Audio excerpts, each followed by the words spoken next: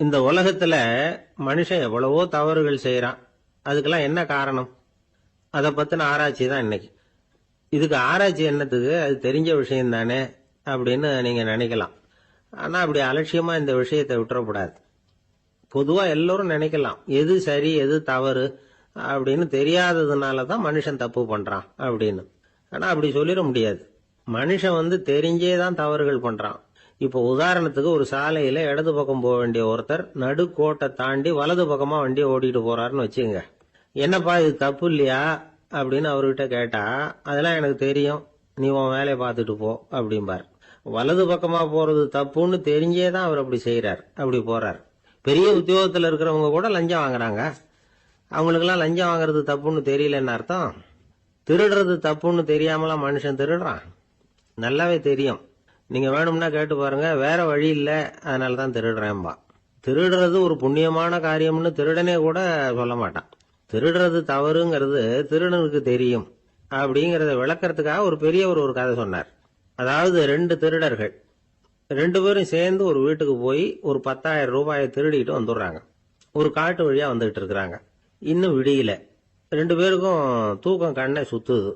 சரி, இப்படியே ஒரு மரத்தடியில படுத்து தூங்குவோம், காலையில விடிஞ்சதும் இந்த பணத்தை 2 பேரும் பங்கு போட்டுக்குவோம் அப்படின்னு முடிவு பண்றாங்க. அதே மாதிரி படுத்து தூங்குறாங்க. நடு ராத்திரியில ஒரு திருடன் முழிச்சுக்கிறான். விடிகிற வரைக்கும் காத்துக்கிட்டு இருந்தா 5,000 ரூபா தான் கிடைக்கும், இப்பவே கம்பி நீட்டினா 10,000 ரூபா கிடைக்கும் அப்படின்னு யோசிச்சு பார்த்துட்டு ஒரு முடிவுக்கு வந்தான். மெதுவா அந்த 10,000த்தையும் சுருட்டிக்கிட்டு அடுத்தவனுக்கு தெரியாம ஓடி போயிட்டான். விடியுது. அடுத்தவன் எழுந்திரிச்சு பாக்குறான். பணத்தையும் காணல, பாகஸ்தனையும் காணல. இந்த திருடன் அந்த திருடனை திட்டுறான். திருட்டு பய, அயோக்கிய பய, இப்படி அநியாயமா கிளப்பிட்டு போட்டானே அப்படிங்கிறான். இதுல இருந்து என்ன தெரியுது? தெரியாம எடுத்துக்கிட்டு போறது திருட்டு, அயோக்கியத்தனம், அநியாயம் அப்படிங்கறது இவனுக்கு தெரிஞ்சிருக்குது. அதனாலதான் அடுத்தவனை பார்த்து இப்படி திட்டுறான். அதனால தெரியாததுனால மனுஷன் தவறு பண்றான்னு சொல்றது சரியில்லை. அப்படின்னா மனுஷன் பண்ற தவறுகளுக்கு உண்மையான காரணம் தான் என்ன? இதே சந்தேகம் அர்ஜுனனுக்கும் வந்துதான். அதனாலதான் அவன் பகவானை பார்த்து கேக்குறான். மனுஷன் தன் விருப்பத்துக்கு விரோதமா ஏதோ ஒரு சக்தியினால பலாத்காரமா இழுக்கப்பட்டது மாதிரி பாவம் பண்றானே, அந்த சக்தி என்ன அப்படின்னு கேக்குறான். இதுக்கு பகவான் பதில் சொல்றார். காமமும் குரோதமும் தான் அந்த சக்திகள், அதாவது ஆசையும் சினமும். இது ரெண்டும் உன்னுடைய எதிரிகள் அப்படிங்கறத புரிஞ்சுக்கோ அப்படிங்கிறார். இன்னமும் நுணுக்கமா பார்த்தா காமத்தினுடைய மறு உருவங்கள் தான் குரோதமும் லோபமும். ஆசை நிறைவேறலன்னா குரோதம், அதாவது கோபம். ஆசை நிறைவேறிட்டதுன்னா லோபம், அதாவது பேராசை.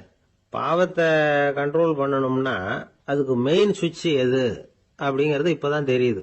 அதுக்கு மனுஷன் தெரிஞ்சே தான் தவறு பண்றான் அப்படின்னு பேசிக்கிட்டோமே. அதுக்கு ஒரு உதாரணம். ஒரு ஆளு ஹோட்டல்ல சாப்பிட போனான். சாப்பிட்டு முடிச்சான். எழுந்திரிச்சு முதலாளி கிட்ட பில்ல கொடுத்தான். காசை கொடுக்கல. முதலாளி பணம் கொடுன்னு கேட்டார். இவன் என்கிட்ட பணம் இல்லைன்னா. முதலாளி கொஞ்சம் கூட அலட்டிக்கல. உள்ள இருந்து ஒரு ஆளை கூப்பிட்டார். இவனை கூப்பிட்டுட்டு போய் இட்லி மாவு ஆட்ட சொல்லுனார். இவனும் கவலைப்படாம உள்ள போயிட்டான். அப்போ அழைச்சிட்டு போற ஆளு கேக்குறான், ஏன் சார் சாப்பிடுறதுக்கு முன்னாடி காசு இல்லைங்கிறது உங்களுக்கு தெரியாதா அப்படின்னு கேக்குறான். தெரியும், காசு இல்லைங்கிறதும் தெரியும், காசு இல்லாம சாப்பிட்டா மாவாட்டணுங்கிறதும் தெரியும் அப்படின்னா அந்த ஆள்.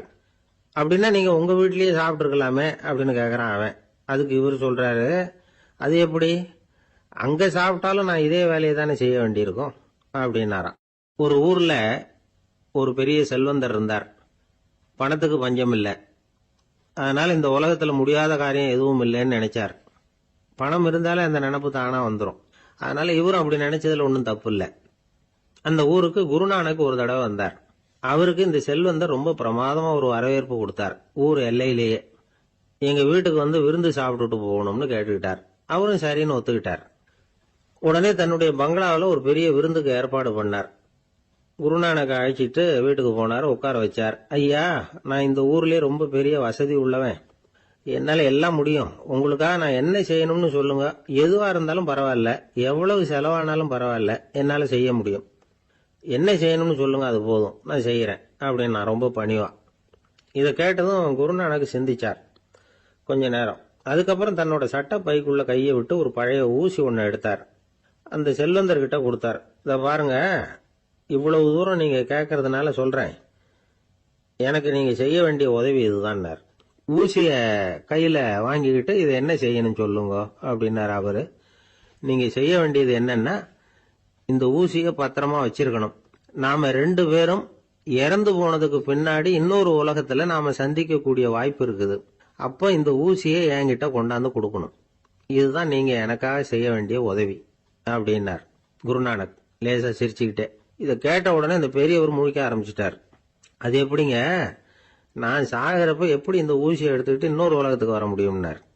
ஊசி மாதிரி ஒரு சின்ன பொருளை கூட இந்த உலகத்தை விட்டு நாம போறப்ப எடுத்துட்டு போக முடியாதுங்கிறப்போ உங்களோட செல்வத்தை எல்லாம் எப்படி அங்க எடுத்துட்டு வர போறீங்க அப்படின்னு கேட்டார் குருநானக். அதுக்கப்புறம் தான் அந்த பெரியவர் யோசிக்க ஆரம்பிச்சாராம். குருநானக் சொல்றார், இத பாருங்க, நாம செய்யற நல்லது கெட்டது தான் கடைசி வரைக்கும் நம்ம கூட இருக்கும். அடுத்தவங்க நல்லா இருக்கணுங்கிறதுக்காக பொருளை செலவு செய்யணும். அப்படி செய்யலைன்னா எந்த பிரயோஜனமும் இல்லை அப்படின்னார். அதுக்கப்புறம் தான் அந்த செல்வந்தரின் அறிவு கண் திறந்துதான். உடனே குருநானக்க வணங்கினார். ஐயா, என்கிட்ட இருந்த ஆணவம் போயிட்டுது. இனிமே என்கிட்ட இருக்கிற செல்வத்தை நல்ல வழியில செலவழிப்பேன் அப்படின்னாராம். நம்ம கிட்ட இருக்கிற பணம் எப்பவும் நம்ம கூடவே வந்துகிட்டு இருக்காதுங்கிறதுக்கு இது ஒரு உதாரணம். அதுக்காக நாம பணம் சேர்க்கறத பத்தி கவலைப்பட வேண்டியதில்லை, பேசாம படுத்து தூங்கிட்டு இருந்தா போதும் அப்படின்னு இதுக்கு அர்த்தம் பண்ணிக்கப்படாது. முறையான வழியில பணம் சேர்க்கணும், அதை முறையான வழியில செலவு பண்ணணும். அதனால ஏற்படக்கூடிய மன நிறைவு இருக்கு பாருங்க, அது அனுபவிச்சவங்களுக்கு தான் தெரியும். சொர்க்கத்துக்கு போறவங்க இங்க இருந்து பணத்தை எடுத்துட்டு போக முடியாது. ஆனா நம்ம செல்வத்தை இங்க மத்தவங்களுக்கு பயன்பட செய்து அதனால ஏற்படுற புண்ணியம் இருக்கு பாருங்க, அதை எடுத்துட்டு போக முடியுமா. இதுதான் ஆன்மீகவாதிகள்லாம் சொல்ற கருத்து. ஜான் நியூட்டன் ஒருத்தர், அவரு சொன்னார், நான் எப்பவாவது சொர்க்கத்துக்கு போய் சேர்ந்தேன்னா அங்க 3 அதிசயங்களை பார்ப்பேன்னார். என்னன்னு கேட்டாங்க. நான் யார் யாரு இருக்க மாட்டாங்கன்னு நினைச்சுக்கிட்டு இருந்தானோ அவங்கள சில பேர் அங்க இருப்பாங்க, அது ஒரு பெரிய அதிசயம்னார். சரி, அடுத்தது என்ன? 2வது அதிசயம் என்னன்னா, அங்க இருப்பாங்கன்னு நான் எதிர்பார்த்த சில பேர் அங்க இருக்க மாட்டாங்க அப்படின்னார். சரி, 3வது பெரிய ஆச்சரியம் என்ன அப்படின்னா, நான் அங்க இருக்க பாருங்க, அதுதான் அந்த 3வது அதிசயம் அப்படின்னாராம். சில பேரை இப்படி சொல்றது உண்டு, அடுத்தவங்களை அனுசரிச்சு நடந்துக்க தெரியல, அவன் என்ன சார் மனுஷன் அப்படிம்பாங்க. சக மனிதர்களோட எப்படி பழகிறது அப்படின்னு தெரியாததுனாலேயே பல பேர் இன்னைக்கு சங்கடப்பட்டுக்கிட்டு இருக்கிறாங்க.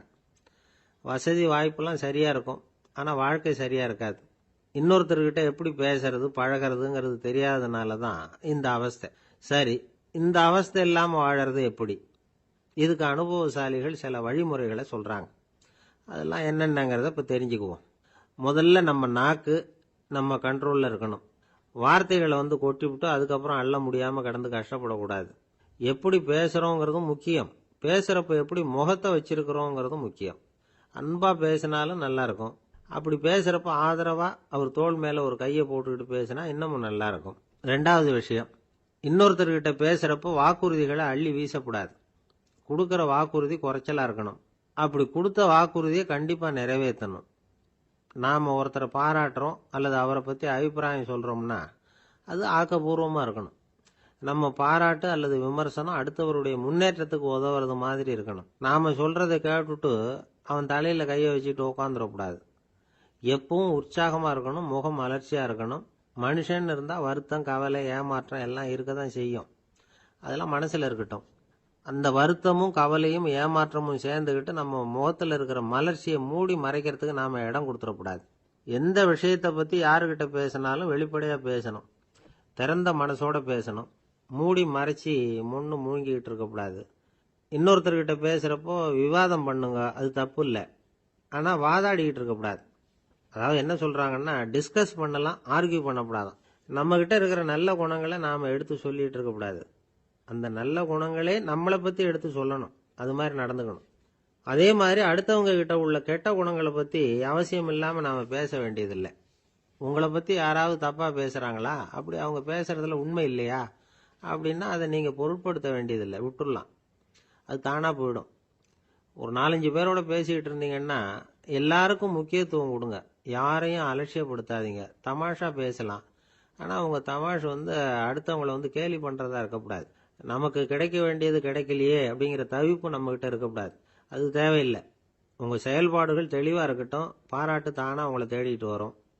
இன்னொரு மனுஷனுடைய மனசுல கௌரவமான ஒரு இடத்த பிடிக்கணும்னா நாம இந்த குணத்தை எல்லாம் நம்ம கிட்ட வளர்த்துக்கணும். இதெல்லாம் அனுபவசாலிகள் சொல்லியிருக்கிற குறிப்புகள். இந்த குறிப்புகளை சரியா புரிஞ்சுக்கணும், அது முக்கியம். தப்பா புரிஞ்சுக்கிட்டா என்ன ஆகும் தெரியுமா? இதை கேளுங்க. ஒருத்தர் வந்தார். சார், அடுத்தவங்க தோள் மேல கையை போட்டுக்கிட்டு அன்பா பேசணும்னு சொன்னீங்க. அப்படிதான் பேசினேன். அவரு முதுக கூட தட்டி கொடுத்தேன். என் வேலை போயிட்டுது சார், வீட்டுக்கு அனுப்பிச்சுட்டாங்க அப்படின்னார். யாருக்கிட்ட அப்படி பேசுனீங்கன்னு கேட்டோம். என் முதலாளிகிட்ட சார் அப்படிங்கிறார் ரொம்ப சோகமா. ஒரு மாணவனை பார்த்தேன். என்ன தம்பி படிப்புலாம் எப்படி இருக்குது அப்படின்னு விசாரிச்சேன். அவன் ரொம்ப அழுத்துக்கிட்டான். நான் நல்லா தான் சார் படிக்கிறேன், இருந்தாலும் புத்தியில சரியா ஏற மாட்டேங்குது சார் அப்படின்னா. சரி, இவனும் நம்ம ரகம்தான் அப்படின்னு சொல்லி முடிவு பண்ணிட்டோம். கல்வி கற்கக்கூடிய ஒரு மாணவன் சம்பந்தப்படுற புத்திகள் பல வகை. அதை பத்தி ஒரு பெரியவர் விளக்கி இருக்கிறார். மிருத்து புத்தின்னு ஒன்று இருக்குதான். மிருத்துன்னா மண்ணு.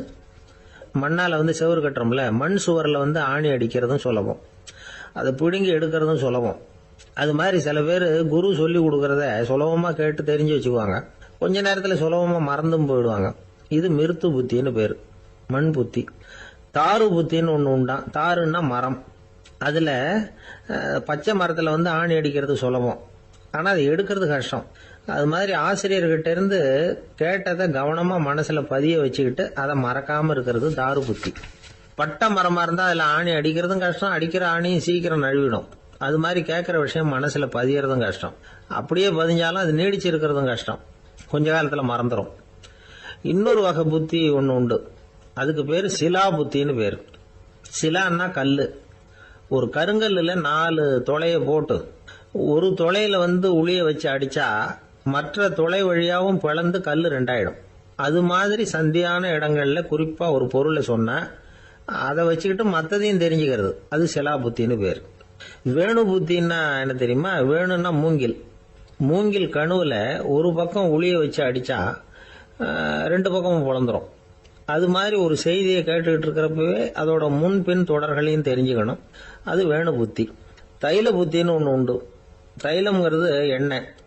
தண்ணியில ஒரு துளி எண்ணெயை விட்டா அது தண்ணி பூரா பரவி போடுதுல்ல, அது இப்படி பரவுறது மாதிரி ஆசிரியர் சுருக்கமா ஒரு கருத்தை சொன்னா அதை வச்சுக்கிட்டு பூரா விஷயங்களையும் தெரிஞ்சுக்கணும், அது தைல புத்தி. கற்பூர புத்தின்னு ஒன்று கேள்விப்பட்டிருக்கோம். அது எப்படின்னா, கற்பூரம் தீ பட்ட உடனே பிடிச்சிக்கும். ஆசிரியர் சொன்ன உடனே நுண்ணறிவோட பாடங்களை புரிஞ்சுக்கிறது இந்த வகை புத்தி. கரி புத்தின்னு ஒன்று. அது எப்படின்னா, கரியில நெருப்பை வச்சு விசிறிய பிறகு அதுக்கப்புறம் அது கறி நெருப்பாகும். அது மாதிரி காலம்பரை சாயந்தர வேலைகளில் ஆசிரியர் பாடம் சொல்லி கொடுப்பார், அதை கொண்டு புரிஞ்சுக்கிறது இந்த வகை. கதலித்தண்டு புத்தின்னு ஒன்று சொல்லுவாங்க. கதலிங்கிறது வாழை மரம். வாழைத்தண்டுல தீ வைக்கிறது எவ்வளவு சிரமமோ அவ்வளவு சிரமத்தோட கல்வி கற்கிறது கதலித்தண்டு புத்தி. இதை தவிர இன்னும் சில வகையான மாணவர்களை கூட அடையாளம் காட்டுறாங்க. ஆசிரியர் சொன்னதுல நல்லதை மட்டும் எடுத்துக்கிறவன் அன்னம். ஆசிரியர் கிடைச்ச இடத்துல பாடத்தை கேட்டுக்கிட்டு பிறகு தனியா உட்காந்து சிந்திக்கிறவன் பசு. பசுமாடு அப்படித்தானே, புல்லு கண்ட இடத்துல மேயும், அதுக்கப்புறம் நிதானமா அசை போட்டுக்கும். ஆசிரியர் சொன்னதை தவிர வேற எதையும் சொல்ல முடியாதவன் கிளி. பல இடங்கள்ல பாடங்கள் கேட்டு கடைசியில ஒன்னும் புரியாம போறவன் ஆடு. ஆடு ஒரு செடியில வயிறார மேயாது, ஒரே செடியில இக்கரைக்கு அக்கறை பச்சைன்னு அங்கேயும் இங்கேயும் அலைஞ்சிக்கிட்டே இருக்கும். சில பேருக்கு எருமைன்னு பேரு. எருமை எப்படின்னா, குளத்து நீரை கலக்கி தான் குடிக்கும். அது மாதிரி ஆசிரியர் மனசை நோக செய்து பயில்கிற மாணவர்கள்லாம் இந்த ரகம். இவ்வளவுலாம் இருந்தாலும் இந்த காலத்து மாணவர்கள்லாம் ஒரு தனி ரகம். ஒரு ஆசிரியர் வகுப்புல பாடம் நடத்திக்கிட்டு இருந்தார். இலக்கண வகுப்பு. இறந்த காலம், நிகழ்காலம், எதிர்காலம், past tense, present tense, future tense, இதை பத்திலாம் பாடம் நடத்துறார். எல்லாம் சொல்லி கொடுத்துட்டு இப்ப நான் ஒரு வாக்கியம் சொல்லுவேன், அது என்ன காலம் அப்படிங்கறத நீங்க சொல்லணும்னார் ஆசிரியர். சரி, நாங்க மாணவர்கள்லாம், நான் நாளைக்கும் பாடம் நடத்த போகிறேன், இது என்ன காலம் அப்படின்னு கேட்டார் ஆசிரியர். அதாவது நான் நாளைக்கும் பாடம் நடத்த போகிறேன், இந்த வாக்கியம் என்ன காலம்னு கேட்டார். ஒரு பையன் மெதுவா எழுந்திரிச்சு சொன்னான், இது எங்க போதாத காலம் சார் அப்படின்னு சொல்லிவிட்டு உட்காந்துட்டானா. ஒரு மனுஷனை பார்த்து என்கிட்ட வாலாட்டாதே அப்படின்னு சொன்னா அவன் நம்ம கிட்ட ஏதோ வம்புக்கு வர்றான்னு அர்த்தம். ஒரு நாயை பார்த்து யாரும் என்கிட்ட வாலாட்டாதே அப்படின்னு சொல்றது இல்லை. ஏன்னா நாய் வாலாட்டுனா அது நம்ம கிட்ட தன்னுடைய நன்றியை தெரிவிக்கிறதாக நினைச்சுக்கிட்டு இருக்கிறோம். ஆனா அது அப்படி இல்லை அப்படின்னு சொல்றாங்க அது சம்பந்தமான நிபுணர்கள்.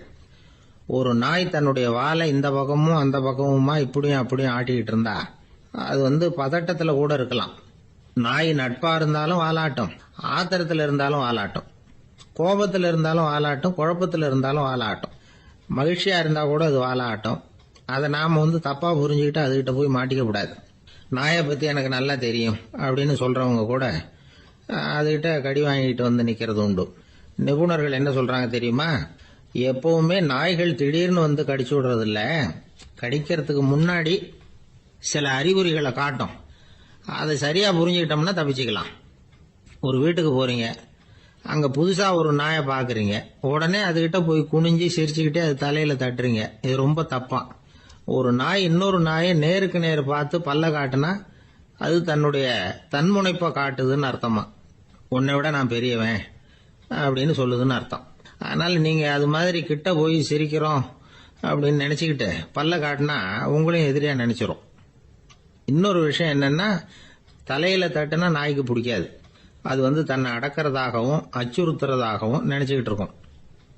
சரி, அப்படின்னா புதுசா ஒரு இடத்துல அல்லது வீட்டுல நாய்க்குட்டியை பார்த்தா என்ன பண்றது? நீங்க சும்மா இருங்க, அதுவா கிட்ட வரட்டும். அதுக்கப்புறம் அதுகிட்ட கனிவா பேசுங்க. கண்ணம், மார்பு, தோல் இங்கெல்லாம் தட்டலாம், தப்பு இல்லையா? தலையில தான் தட்டப்படாதான். ஒரு நாய் உங்களை நோக்கி ஓடி வருது, நீங்களும் ஓடுனா அது துரத்த ஆரம்பிச்சிடும். அசையாம சில மாதிரி நின்றுடுங்க, அது கிட்ட வராது. அதுக்கு ஆர்வம் இல்லாம போயிடும். ஒரு தெருவில் சின்ன பிள்ளைங்க நிறைய பேர் விளையாடிக்கிட்டு இருக்கிறாங்க. அப்போ சில நாய்கள் அங்கே ஓடி வருது. எல்லாரும் ஓடினாங்க. அப்படி ஓடுறப்போ ஒரு பையன் கால் தடிக்க கீழே விழுந்துட்டான். என்னாச்சு தெரியுமா? துரத்திட்டு வந்த நாய்கள்லாம் கீழே விழுந்தவன ஒன்றும் செய்யல, அவன் கிட்டே போகல. ஓடிக்கிட்டு இருந்தாங்கல்ல பசங்க, அவங்கள துரத்திக்கிட்டு அவங்க பின்னாடி ஓடிச்சான். அதுதான் நாய்களுடைய சுபாவம். ஒரு நாய் நம்மளை நேருக்கு நேர் முறைச்சு பாக்குதுன்னு வச்சுங்க, நாமளும் அதை முறைச்சு பார்க்கக்கூடாது. நாம வேற பக்கம் எங்கேயாவது பார்க்க ஆரம்பிச்சிடணும். ஒரு நாய் கோபமா இருந்ததுன்னா அதோட வால் உறுதியா நேரா நிற்கும். ஒரு நாய் பணிந்து போனா அல்லது பயந்து போனா அது தன்னோட வாலை காலுக்கு நடுவில் வச்சுக்கும். ஒரு நாய் நம்மளை பார்த்து பயந்து நிக்குதுன்னு வச்சுங்க, அதனால நமக்கு ஆபத்து இல்லைன்னு நினைச்சிடக்கூடாது. உங்களை பார்த்துட்டு ஒரு நாய் ஒடுங்குச்சுன்னா நீங்க விலகி போயிடணும் அப்படின்னு அது நினைக்குது. நிறைய பேர் பயந்து போன நாயால கடிபடுறாங்க. இவன் நம்மளை விட பெரிய ஆள், மாட்டிக்கிட்டோம், வேற வழி இல்லை அப்படிங்கிற நினைப்புல தான் நாய் கடிக்க ஆரம்பிக்குதான். இதே மாதிரி சங்கிலியால கட்டி போடப்பட்டிருக்கிற நாயும் ஆபத்தானதுதான். தொடர்ந்து கட்டி போட்டிருந்தா காலப்போக்கில் அது ஒரு மாதிரி ஆயிடும். நாய் குழந்தைகளை கடிக்காது அப்படின்னு சில பேர் சொல்லுவாங்க. அதுவும் ஒரு தவறான நம்பிக்கை. அதனால சின்ன குழந்தைகளை தனியா நாயோட விளையாட விடக்கூடாது. ஆக கூடி நாயை பத்தி நிறைய விஷயம் புரிஞ்சுக்க வேண்டியிருக்குது. ஒருத்தர் தன்னுடைய நண்பர் வீட்டுக்கு போயிருந்தார். அவசியம் எங்க வீட்டுல சாப்பிட்டுட்டு தான் போகணும் அப்படின்னு ரொம்ப அன்பா சொல்லிவிட்டார். அதை மீற முடியல இவரால. சரின்னு உட்காந்துட்டார். சாப்பாடு போட்டாங்க, சாப்பிட ஆரம்பிச்சார். அவங்க வீட்டுல கட்டி போட்டு இருந்த நாய்க்குட்டி இவர் சாப்பிடுறத முறைச்சு பார்த்தது. ஏன் இப்படி என்ன இது முறைச்சு பாக்குது உங்க வீட்டு நாய்க்குட்டி அப்படின்னு அவர் கேட்டார். அப்போ அவங்க சொன்னாங்களாம், அதுகிட்ட ஒரு கெட்ட பழக்கம்ங்க, தன்னோட தட்டுல யாரு சாப்பிட்டாலும் அது அப்படிதான் முறைச்சு பார்க்கும் அப்படின்னாரா அவர். ஒருத்தர் ரொம்ப அவசரமா வந்தார். சார், மனுஷன் நிம்மதியா இருக்கிறதுக்கு என்ன வழின்னு கேட்டார். சீக்கிரமா ஒரு கல்யாணத்தை பண்ணீங்க, எல்லாம் சரியா போடும் அப்படின்னோம். அவர் ஒரு மாதிரியா பார்த்தார். ஏற்கனவே எனக்கு கல்யாணம் ஆயிட்டுது சார், அதனால தானே நிம்மதியா இருக்கிறதுக்கு வழி கேட்கறேன் அப்படின்னார்.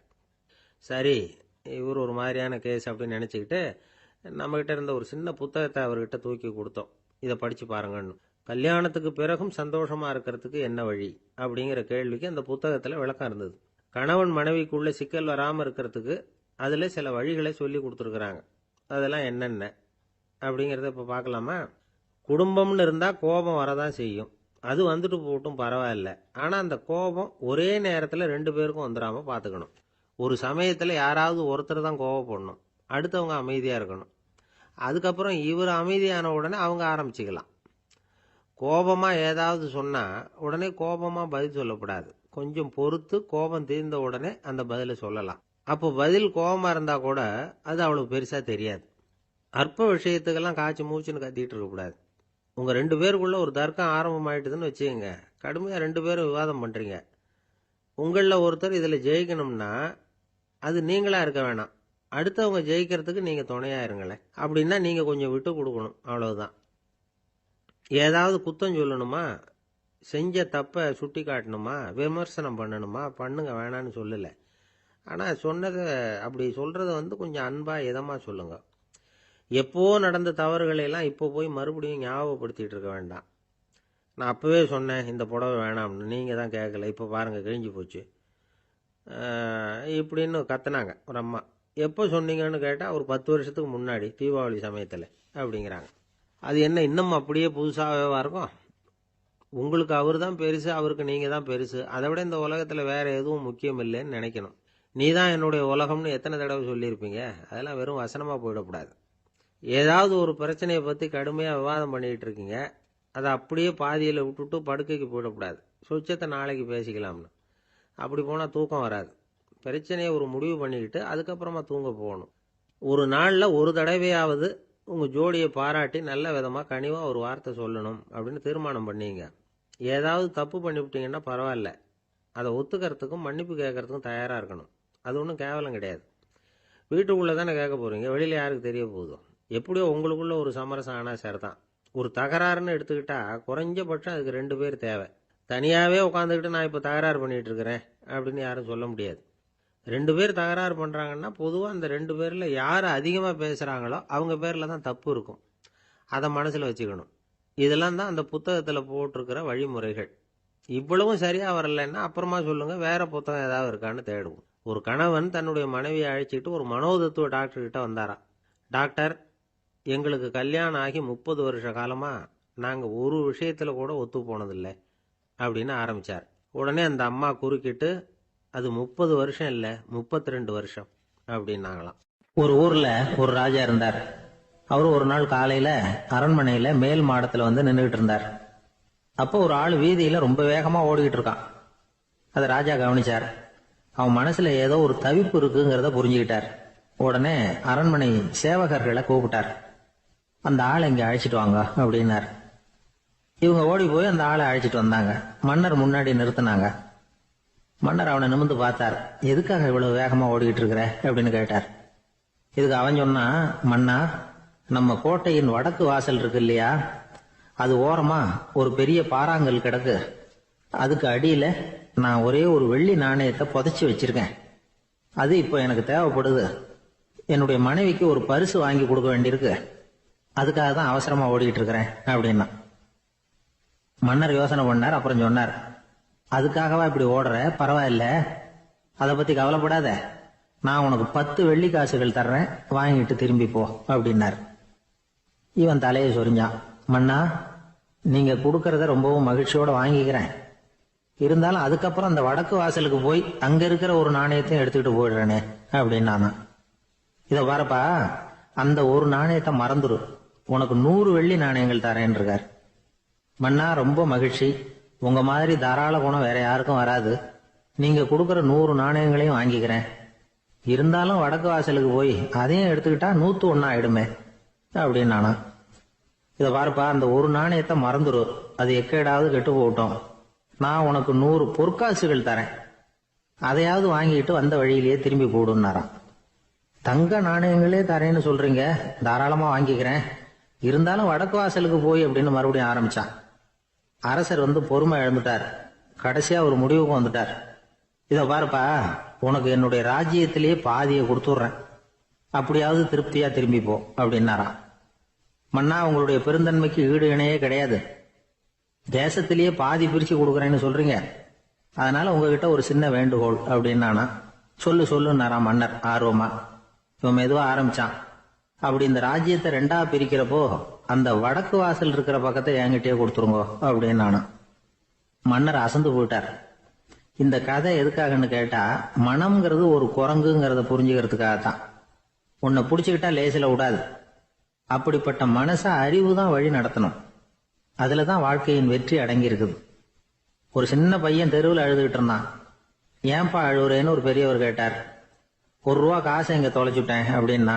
சரி, அதுக்காக அழாத, அதுக்கு பதிலா 10 ரூபா தரேன், இந்தா வச்சுக்கோன்னு கொடுத்தாரு. அந்த 10 ரூபாய வாங்கி சட்டப்பையில போட்டுக்கிட்டு அதை விட அதிகமா சத்தம் போட்டு அழ ஆரம்பிச்சுட்டான். மறுபடியும் ஏண்டா அழறேன்னு கேட்டார் பெரியவர். அந்த ஒரு ரூபாயும் கிடைச்சிட்டுதுன்னா இப்ப என்கிட்ட 11 ரூபா இருக்குமே, இப்ப 10 ரூபா தானே இருக்கு அப்படின்னு சொல்லிவிட்டு அழறான். ஒரு ஊர்ல 4 நண்பர்கள் இருந்தாங்க. 4 பேரும் சோம்பேறிகள். 4 பேருக்கும் எந்த வேலையும் செய்யறதுக்கு உடம்பு வளையறதில்ல. இருந்தாலும் சோம்பேறித்தனத்துல ஒருத்தருக்கு ஒருத்தர் கொஞ்சம் வித்தியாசம் உண்டு. அதுக்கு தகுந்த மாதிரி அவங்களுக்கு பேர் அமைஞ்சு போச்சு. ஒருத்தன் கால் சோம்பேறி, இன்னொருத்தன் அரை சோம்பேறி, அடுத்தவன் முக்கால் சோம்பேறி, கடைசி ஆளு முழு சோம்பேறி. இவங்க 4 பேரும் நண்பர்கள். அப்புறம் எப்படி காரியம் நடக்கும்? 4 பேரும் ஒரு வீதியில அப்படியே நடந்து போய்கிட்டு இருக்கிறாங்க. நல்ல பசி. எங்கேயாவது சோறு போடுவாங்களா அப்படின்னு பார்த்துக்கிட்டே வந்தாங்க. அவங்க வந்த வழியில ஒரு 1 ரூபாய் காசு கிடந்தது தரையில. அவங்க கண்ணில் அது பட்டுது. ஆனாலும் அது குனிஞ்சு எடுக்கணுமே, அதுக்கு சோம்பேறித்தனம். முழு சோம்பேறி பார்த்தான். பக்கத்துல வந்துகிட்டு இருந்த முக்கால் சோம்பேறி கிட்ட சொன்னானா, டேய் அதை கொஞ்சம் குனிஞ்சு எடுறா அப்படின்னானா. அவன் என்ன பண்ணான் தெரியுமா? அதுக்கு அடுத்தபடியா வந்த அரை சோம்பேறி கிட்ட சொன்னானா, டேய் நீ அதை கொஞ்சம் குனிஞ்சு எடுறா அப்படின்னானா. அவன் இவனை விட மோசம். அடுத்தவங்க கிட்ட சொல்லியிருக்கிறான். அவனும் குனியறதுக்கு தயாரா இல்ல. ஆக கூடி கடைசியில யாருமே காசை எடுக்கல. என்னத்துக்கு அனாவசியமா உடம்ப வளைச்சிக்கணும் அப்படின்னு எல்லாரும் பேசாம வந்துட்டாங்க. அவங்க பாட்டுக்கு நடந்து வந்துகிட்டே இருக்கிறாங்க. எதிரில் ஒருத்தன் வாழைப்பழத்தை வண்டியில வச்சு தள்ளிட்டே வந்தான். ரூபாய்க்கு 4 பழம்னு கூவி வித்துக்கிட்டே வர்றான்.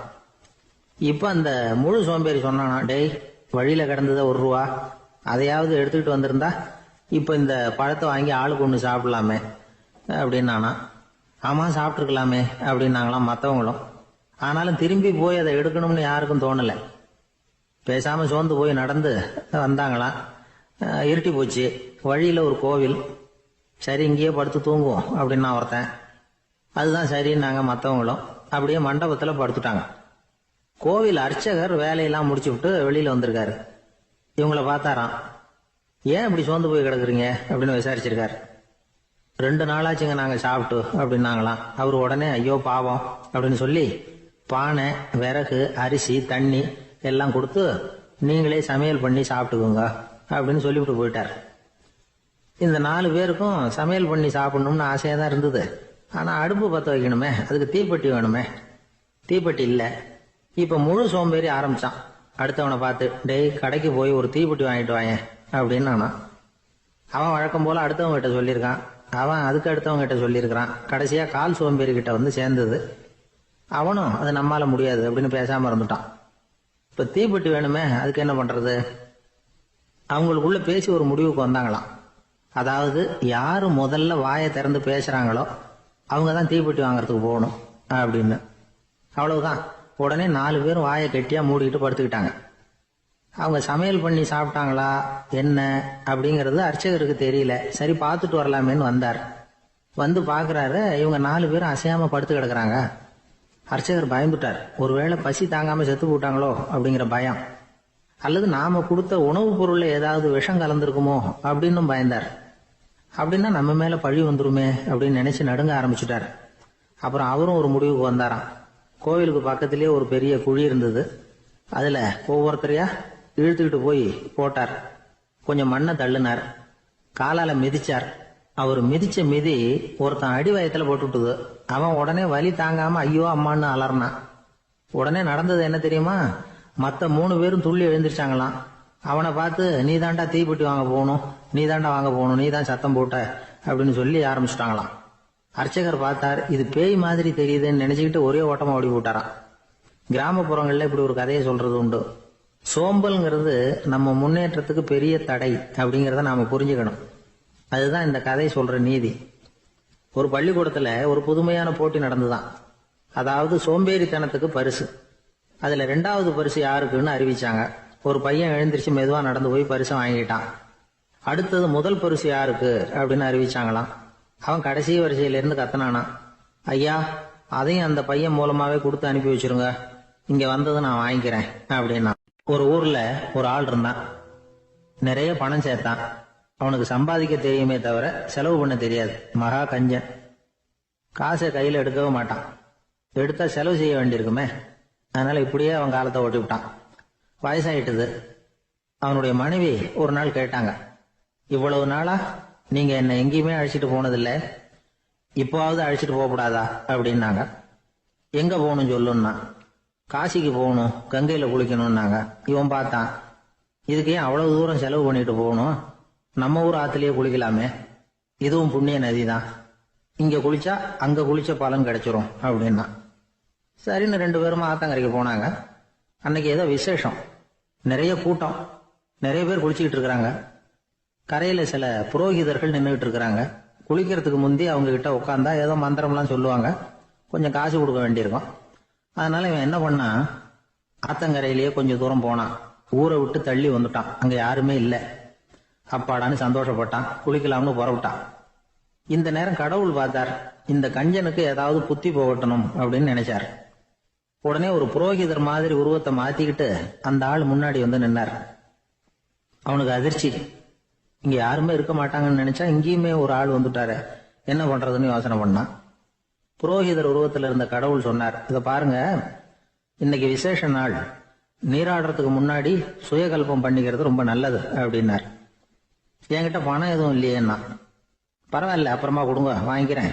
ஆனா ஒண்ணு, எவ்வளவு கொடுப்பீங்கிறத மட்டும் இப்பவே சொல்லி கொடுங்க அப்படின்னார். இவன் ரொம்ப யோசனை பண்ணான், ஒரு 10 பைசா தரேன் அப்படின்னா. சரின்னு ஒத்துக்கிட்டு எல்லா கிரியைகளையும் அவர் செஞ்சார். அதுக்கப்புறம் கணவனும் மனைவியும் ஆத்துல குளிச்சாங்க. அவர் போயிட்டார். கொஞ்ச நாள் கழிச்சு அவன் வீட்டுக்கு வந்தார், கடனை வசூல் பண்றதுக்கு. வாசல்ல நின்றுகிட்டு இருந்த அவன் மனைவி இவரை பார்த்ததும் தயங்க ஆரம்பிச்சாங்க. அந்த அம்மா கிட்ட விஷயத்த சொன்னார். அந்த அம்மா ஓடி போய் உள்ள இருக்கிற தன்னுடைய கணவர்கிட்ட சொன்னாங்க. அவன் யோசனை பண்ணான், இப்ப வெளியில போனா அவனுக்கு 10 காசு கொடுக்க வேண்டியிருக்கும், அதனால எனக்கு காய்ச்சல்னு அந்த ஆளுகிட்ட சொல்லிவிடு, இன்னொரு சந்தர்ப்பத்துல என்ன வந்து பார்க்க சொல்லு அப்படின்னா. அந்த அம்மா போய் சொன்னாங்க. அப்படிங்களா, அப்படின்னா அவரை நான் உடனே போய் பார்க்கணுமே அப்படின்னு உள்ள நுழைய ஆரம்பிச்சார். அவங்க மறுபடியும் இருங்க வரேன்னு சொல்லிவிட்டு உள்ள ஓடி விஷயத்த சொன்னாங்க. இது எதுடா வம்பா போச்சு அப்படின்னு பார்த்தான். மனைவியை கிட்டத்துல கூப்பிட்டான், இதோ பாரு, ஜன்னி கண்டு நான் இறந்து போயிட்டதா சொல்லிவிடு அப்படின்னா சொன்னாங்க. புரோகிதர் பார்த்தார். அப்படின்னா ஒரு வழியா இருந்து அவருடைய இறுதி சடங்குகளையும் நானே முடிச்சுட்டு போயிடுறேன் அப்படின்னார். உள்ள இருந்தவன் யோசனை பண்ணான், அந்த ஆள் என்ன விட மாட்டான் போல இருக்கு, அதனால ஒரு சவப்பெட்டியில என்னை வச்சு தூக்கிக்கிட்டு மயானத்துக்கு போங்க, பாத்துக்கலாம் அப்படின்னா. புரோகிதரை விடுற மாதிரி இல்ல, கூடவே நடந்து போயிட்டு இருக்கிறார். அங்க இறக்கி சடங்குகளை முடிச்சுட்டு தீ வைக்கிற நேரம் பொட்டிக்குள்ள இருந்த நம்ம ஆளு அலறி அடிச்சுட்டு வெளியில ஓடி வந்தான். புரோகிதர் உருவத்தில் இருந்த கடவுள் சிரிச்சார், தன்னுடைய சுய உருவத்தை காட்டினார். அதுக்கப்புறம் அவனை கூப்பிட்டு, இத பாருப்பா, ஏன் இப்படி அல்லாடுற, ஏதாவது வர வேணும்னா கேள் தரேன் அப்படின்னார். அவன் யோசனை பண்ணான், பகவானே, ஒரே ஒரு வரம் தான் உங்ககிட்ட கேட்கணும்னா. என்ன வேணும் கேளுன்னார். அந்த 10 பைசா தட்சணையை தள்ளுபடி பண்ணா போதும் அப்படின்னா. கடவுளும் சரின்னு சொல்லிட்டு போயிட்டார். இப்படி ஒரு கதையை சுவாமி சிவானந்தர் சொல்லியிருக்கிறார். செல்வந்தர்கள் பல பேர் இப்படித்தான் இருக்கிறாங்க, தாங்களும் அனுபவிக்க மாட்டாங்க, அடுத்தவங்களுக்கும் கொடுக்க மாட்டாங்க. இது மாதிரியான கஞ்சர்களுக்கு இந்த உலகம் இல்லை, அந்த உலகம் இல்லைங்கிறார் அவர். இந்த கதையில கடவுள் கடன் வசூலுக்கு வந்தது மாதிரி நம்ம ஊர் ஆள் ஒருத்தன் இன்னொருத்தர்கிட்ட 10 பைசா கடன் கொடுத்துட்டான். திருப்பி வாங்கறதுக்கு நடையா நடக்கிறான். கடைசியா கேட்டான், நீ எப்பதான் கடனை திருப்பி தரப்போற, அதை முடிவா சொல்லுன்னா. வர்ற வியாழக்கிழமை கண்டிப்பா கொடுத்துருவேன் அப்படின்னானா அவன். அன்னைக்கு நான் ஊர்ல இருக்க மாட்டேனே அப்படின்னானா இவன். அதனால என்ன, நானும் தான் அன்னைக்கு ஊர்ல இருக்க மாட்டேன் அப்படின்னா. இன்பம் துன்பம் இது ரெண்டும் சேர்ந்ததுதான் வாழ்க்கை. இது எல்லாரும் சொல்லிட்டு இருக்கிற ஒரு உண்மை. அது சரி, இது ரெண்டும் வர்றதுக்கு என்ன காரணம்? துறவி ஒருத்தர் யோசிச்சு பார்த்திருக்காரு. இன்ப துன்பம் தோன்றுவதற்கு முக்கியமா 6 காரணங்கள் உண்டு அப்படிங்கிறார் அவர். அது என்னங்கிறத நாமளும் தெரிஞ்சு வச்சுக்குவோமே. இப்ப முதல் காரணம் சுயநலம். ஒரு தாயார் தன்னுடைய சுயநலம் கருதி தன்னுடைய மகன் இன்பமா இருக்கணும்னு ஆசைப்படுறாங்க. மகனும் அப்படியே ஆசைப்படுறான். அதனால தாயாரின் இன்ப துன்பங்களை பார்த்துட்டு மகனும் இன்ப துன்பம் அடையறான். அந்த அம்மாவுக்கும் அதே நிலைமை தான். 2வது காரணம் உறவு. நான் துறவியான பிறகு கூட உறவுங்கிற காரணத்தினாலதான் தாயாருடைய சுக துக்கங்களை கண்டு நானும் சுக துக்கம் அடைகிறேன். என் தாயாருடைய நிலைமையும் இதுதான் அப்படிங்கிறார் ஒரு துறவி. 3வது காரணம் என்னன்னா அறிமுகம். எனக்கு அறிமுகமான ஒருத்தரை ரயில் நிலையத்துல சந்திக்கிறேன். அவர் தன்னுடைய பணப்பையை எங்கேயோ தொலைச்சு விட்டு வருத்தப்பட்டு இருக்கிறார். நானும் வருத்தப்படுறேன். அந்த சமயத்துல யாரோ ஒருத்தர் இதுதானே அவங்க பணப்பை அப்படின்னு சொல்லி கொண்டாந்து நீட்டுறார். பணப்பைய தொலைச்சவர் சந்தோஷப்படுறார், நானும் சந்தோஷப்படுறேன். இது அந்த துறவி சொல்ற அனுபவம். 4வது காரணம் என்னன்னா கருணை. எனக்கு முன்ன தெரியாத ஒருத்தனை யாரோ ஒருத்தன் அடிச்சு காயப்படுத்தி போடுறான். கருணை காரணமா நான் அதுக்காக துக்கப்படுறேன். 5வது காரணம் எதையும் நம்புறது. ஒரு பசுமாட்டை ஒரு முரணை அடிச்சுட்டு இருக்கிறான் அப்படின்னு ஒருத்தர் வந்து நம்ம கிட்ட சொல்றாருன்னு வைங்க, உடனே நான் துக்கப்படுறேன். இன்னொருத்தர் வந்து அந்த முரணனை போலீஸ்காரங்க புடிச்சிட்டு போயிட்டாங்கன்னு சொல்லி சொல்றாரு, நான் உடனே சந்தோஷப்படுறேன். 3வதா ஒருத்தர் வந்து முதல் 2 பேரும் சொன்னது பொய்யுங்கிறாரு. அப்ப நான் இன்ப துன்பம் 2மே இல்லாம நிம்மதியா இருக்கிறேன். இது ஒரு விதம். அடுத்தது 6வது காரணம் என்னன்னா தன்மயமாகுதல். ஒரு நாவல் படிச்சுட்டு இருக்கிறோம், அதுல வர்ற பாத்திரங்களோட நாம ஒன்றி போயிடுறோம். அதுல வர்ற பாத்திரங்கள் சிரிச்சுன்னா நாமளும் சிரிக்கிறோம், அது அழுதுன்னா நாமளும் அழறோம். அதெல்லாம் வந்து அந்த துறவி சொல்ற அனுபவ உண்மைகள். இன்ப துன்பம் 2ம் தோன்றுவதற்கு சுயநலம், உறவு, அறிமுகம், கருணை, எதையும் நம்புறது, தன்மயமாகிறது, இது எல்லாம் தான் முக்கிய காரணம் அப்படின்னு அவர் சொல்றார். ஆக கூடி ஒட்டு மொத்தமா யோசனை பண்ணி பார்த்தா பிற பொருள்கள் மீது பற்றுதல் காரணமா தான் நாம வந்து இன்ப துன்பம் அடையிறோம் அப்படிங்கறத புரிஞ்சுக்க முடியுது. மனுஷன் வந்து இன்ப துன்பம் அடையறதுக்கு 7வது காரணம் கூட ஒண்ணு உண்டு அப்படின்னு சொல்லிட்டே வந்தார் ஒருத்தர். அது என்ன அப்படின்னு கேட்டோம். அதுதான் சார் இந்த நீங்க சொல்லிட்டு வர்ற இன்று ஒரு தகவல்னார். எப்படி சொல்றீங்கன்னு கேட்டோம். இன்று ஒரு தகவல் கேட்க ஆரம்பிக்கிறப்போ மனசுல இன்பம், ஆரம்பிச்ச உடனே இது ஏற்கனவே கேட்ட சமாச்சாரமாச்சே அப்படின்னு நினைக்கிறப்போ துன்பம் அப்படின்னு அதுக்கு ஒரு விளக்கம் கொடுத்தார். சங்கீத வித்வான்கள்ல பல வகை உண்டு. சில குறிப்பிட்ட ராகங்களை பாடுறதுல அவங்களுக்கு பெருமை வர்றது உண்டு. ஆனா ஒருத்தர் இருந்தார், அவரால் ஒரு ராகத்துக்கே பெருமை வந்தது. அந்த ராகத்தை அவர் வாசிச்சு கேட்கணும் அப்படின்னு சொல்லுவாங்க. அது என்ன ராகம்னா தோடி ராகம். சரி, அந்த வித்வான் யாருன்னா அவர் தான் திருவாவடுதுறை ராஜரத்னம் பிள்ளை. பேராசிரியர் கல்கி ஒரு சமயம் தம்முடைய பத்திரிகையில எழுதினாராம். அதை அப்படியே படிக்கிறேன் கேளுங்களேன். ஆகா, ஸ்ரீ ராஜரத்னம் பிள்ளையின் தோடி ஆலாபனையை முதலில் கேட்டபோது அவருடைய கற்பனையை விட்டு தள்ளுங்கள். நம்முடைய மனதில் என்னென்ன இன்பமயமான கற்பனைகள் எல்லாம் உதித்தன.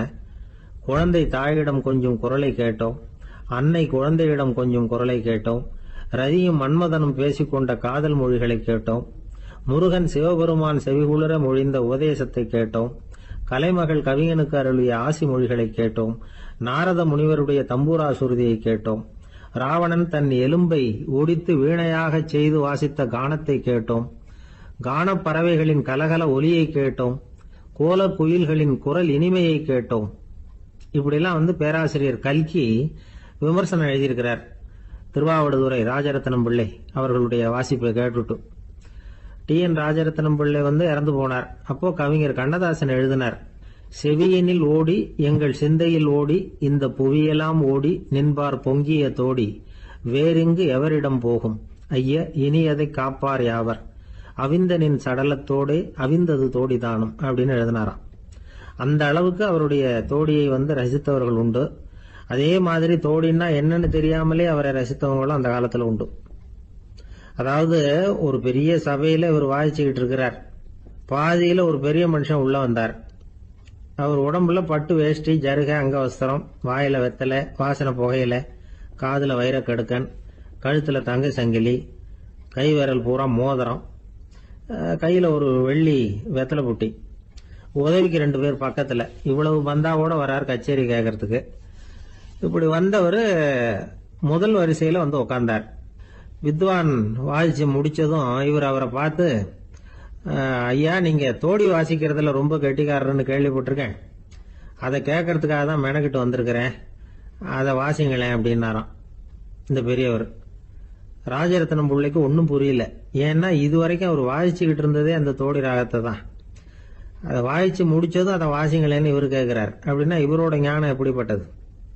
இவ்வளவும் கேட்டுட்டு இப்படி கேட்கிறாரே அப்படின்னு அவர் யோசிச்சிருக்கிறார் ராஜரத்னம் பிள்ளை. உடனே என்ன பண்ணாரு தெரியுமா? பக்கத்துல ரொம்ப சாதுவா சுருதி போட்டுக்கிட்டு இருந்த ஒரு முதுகுல ஓங்கி ஒரு குத்து விட்டாராம். அவருக்கு ஒன்றும் புரியல, எதுக்கு நம்மளை அடிக்கிறாரு இவரு, நம்மளை குத்துறாரு வித்வான்னு. அவர் அதிர்ச்சியால இவர் நிமிர்ந்து பார்த்திருக்கார். அப்போ ராஜரத்னம் பிள்ளை சொன்னாராம், ஏய்யா ஐயா பெரிய மனுஷன், என்னுடைய பரம ரசிகர், தோடி ராகம் கேட்கணுங்கிறதுக்காக இவ்வளவு தூரம் வந்திருக்கிறார், வந்து வரிசையில் உட்கார்ந்துருக்கார். நீ இந்த சமயம் பார்த்து தோடி ராகம் வாசிக்கிற நாதஸ்வரத்தை வீட்டில் வச்சுட்டு வந்துட்டியே, இப்ப ஐயாவுக்காக அந்த ராகத்தை நான் எப்படி வாசிக்கிறது அப்படின்னு சொல்லிவிட்டு மறுபடியும் முதுகுல ஒரு அடி கொடுத்தாராம். அடி வாங்கினவருக்கே சிரிப்பு அடக்க முடியலையா. வயிறு பசிக்குதேங்கிறது சிலரோட கவலை, வயிறு பசிக்க மாட்டேங்குதே அப்படிங்கிறது சில பேரோட கவலை. ரெண்டு விதமான கவலைக்கும் வயிறு தான் காரணமா இருக்குது. வயிறு பசிச்சதுன்னா அது இயற்கை, வயிறு பசிக்கலைன்னா அது வியாதி. ஆனா பசியையும் நாம பசிப்பிணி அப்படின்னு தான் சொல்லுவோம். என்ன காரணம்? வியாதியை போக்க வேண்டியது எவ்வளவு முக்கியமோ அதை விட முக்கியம் பசியை போக்க வேண்டியது. ஒரு சமுதாயத்தில் பசிப்பிணியே இருக்கக்கூடாது, அதுதான் நல்ல சமுதாயம். பசியை போக்கணும்னா சாப்பாடு போடணும், பசியின்மையை போகணும்னா வைத்தியம் தான் பண்ணணும். இது சம்பந்தமா எவ்வளவோ ஆராய்ச்சிகள் நடக்குது, நிறைய மருந்து கண்டுபிடிச்சிருக்கிறாங்க. நம்ம உடம்புல பசியை தூண்டக்கூடிய பகுதி எது, இதை முதல்ல தெரிஞ்சுக்கணும் இல்லையா? நாம சாப்பிட்ற ஆகாரம் செரிக்கிறதுக்கு எது காரணம் தெரியுமா? நம்ம மூளையோட பின்பகுதி தான் அதுக்கு காரணமா இருக்குதாம். மூளையின் பின்பகுதியில நரம்பு செல்களால் ஆன 2 வகையான ஆரக்சின்கள் தான் பசியை உண்டாக்குது அப்படின்னு கண்டுபிடிச்சிருக்கிறாங்க. 2 ஆய்வாளர்கள் இதை கண்டுபிடிச்சிருக்காங்க. அவங்க 2 பேரும் டெக்சாஸ் பல்கலைக்கழகத்தில் ஹார்வர்டு ஹக்ஸ் மருத்துவ கல்வி நிலையத்தில் பணிபுரிகிறவங்களாம். உண்பது தேவைங்கிறது உணரப்படும் போது மூளையின் அந்த குறிப்பிட்ட பகுதி ஆரக்சின் அப்படிங்கிற ஹார்மோன்களை சுரக்கும். அது பசி உணர்வை தூண்டும் அப்படிங்கிறது தான் அந்த ஆய்வாளர்களின் கண்டுபிடிப்பு. இந்த ஆரக்சின் வேற சில உயிரினங்கள்லயும் உண்டு. இப்ப எலிகளில் கூட இது இருக்குது. அதனால எலிகளை வச்சு இது சம்பந்தமா ஆராய்ச்சி பண்ணாங்க. எலிகள் உடம்புல ஆரக்சினை செலுத்தி பார்த்தாங்க. உடனே என்னாச்சு தெரியுமா? அந்த எலியெல்லாம் பசியால துடிக்க ஆரம்பிச்சுட்டுது. எதையாவது தின்னு பசியை தீர்த்தா போதுங்கிற அளவுக்கு அந்த எலிகள்லாம் அல்லாட ஆரம்பிச்சுட்டுது. இயல்பா சாதாரணமா அந்த எலிகள் எவ்வளவு சாப்பிடுமோ அது மாதிரி 8 முதல் 10 மடங்கு அதிகமான ஆகாரத்தை 1 மணி நேரத்துக்குள்ள சாப்பிட்டு தீர்த்துட்டு தான். சில எலிகளின் மூளையில இந்த ஆரக்சின் அளவை கட்டுப்படுத்தி பார்த்துருக்குறாங்க. உடனே என்னாச்சு தெரியுமா? அதெல்லாம் சாப்பாட்டை கண்டா முகத்தை திருப்பிட்டு போக ஆரம்பிச்சுட்டு தான்.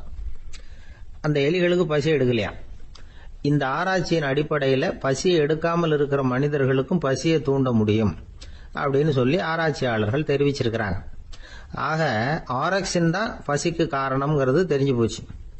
சரி, இந்த ஆரக்சின் அப்படின்னா என்ன? அது ஒரு கிரேக்க சொல். அதுக்கு பசின்னு அர்த்தம். நம்ம ஆளுங்களுக்கெல்லாம் பசியை தூண்டுறதுக்கு மருந்து தேவையில்லை, பசியை குறைக்கிறதுக்கு தான் மருந்து தேவை.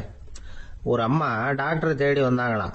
டாக்டர், எங்க வீட்டுக்காரருக்கு திடீர்னு அகோர பசி, நிறைய சமைச்சு போடுறேன், அவ்வளவையும் சாப்பிட்டுட்டு கீழே கிடக்கிற குப்பை கூலங்களையும் எடுத்து சாப்பிட ஆரம்பிச்சுடுறார், என்னன்னு கவனிச்சு பாருங்க அப்படின்னாங்களாம். எவ்வளவு நாளா அப்படி இருக்குதுன்னு கேட்டிருக்காரு டாக்டர். 1 வாரமா அப்படி இருக்குதுன்னாங்களாம்.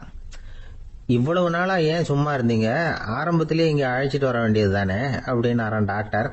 அது ஒண்ணும் இல்ல டாக்டர், வீடு பூரா சுத்தமாகட்டுமேன்னு பாத்துக்கிட்டு இருந்தேன் அப்படின்னாங்களாம். அந்த ஒருத்தர் ஓடி வந்தார். இன்னொருத்தரை பார்த்து, சார் உங்க சைக்கிளை ஒரு நாள் இரவல் கொடுங்களேன், பக்கத்து ஊருக்கு போயிட்டு வர வேண்டியிருக்கு அப்படின்னார். இவர் சைக்கிளை கொடுத்து பத்திரமா கொண்டுட்டு போங்கன்னார். சார், இதை பத்திரமா கொண்டு போறேன், கவலையே வேணாம், ஏன்னா இது உங்களோட சைக்கிள் அப்படின்னு நான் நினைக்கல, என்னோட சைக்கிளா நினைக்கிறேன் அப்படின்னார். அதுக்கப்புறம் தான் இவருக்கு உண்மையாவே பயம் வந்துட்டுது. ஏன்னா அவர் சொன்னது மாதிரி அதை தன்னோட சைக்கிளாவே நினைச்சு தள்ளிட்டு போட்டா என்ன பண்றது? எது எதை நம்முடையதா நினைக்கணுங்கிறதுக்கு ஒரு வரையறை இருக்கு. சில பேர் ஆபீஸையே வீடா நினைச்சு விடுறது உண்டு. அப்படிப்பட்டவங்க கூட வீட்டை ஆபீஸா நினைக்கிறது இல்லை. ஏன்னா வீட்டில் இவர் ஆபீசரா நடந்துக்க முடியறதில்ல. இதெல்லாம் ஒரு பக்கம் இருக்கட்டும், இப்போ விஷயத்துக்கு வருவோம். பொறியியல் மேதை டாக்டர் விஸ்வேஸ்வரய்யா இருந்தார் இல்லையா, பாரத ரத்னா விருதெல்லாம் கொடுத்தாங்களே. ஆபீஸ் வேலை வேற, சொந்த வேலை வேற அப்படிங்கிறதுக்கு ஒரு உதாரணமா இருந்தவர் அவர். மைசூர் மகாராஜா கிட்ட திவானா இருந்தார்.